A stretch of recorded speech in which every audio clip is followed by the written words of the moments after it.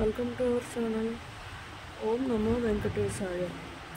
నేను ఈ సప్త శనివారాల పూజ 7 వారాలు ఎలా చేశానో మీకు కూడా చూపిస్తాను, చూడండి.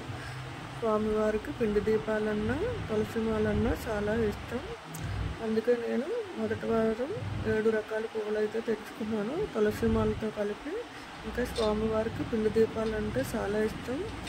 ఈ పిండి దీపాలకి నేను గంధం కుంకుమతో గోవిందనామాల్లాగా అలంకరించాను. తర్వాత పిండి దీపాల్లో నెయ్యి అయితే వేసి 7 వత్తులను కలిపి ఒక వత్తుగా చేసుకోవాలి. ఒక్కొక్క వారం ఒక్కొక్క దీపంతో, రెండో వారం రెండో దీపంతో అలా పెంచుకుంటూ 7వ వారం అయ్యేసరికి 7 దీపాలు అయితే పెట్టుకోవాలి.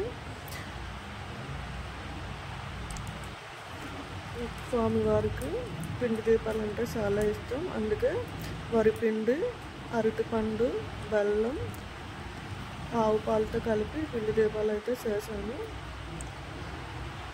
ఇంకా నైవేద్యంగా ప్రతి వారం అరటిపండు అయితే పెట్టాను.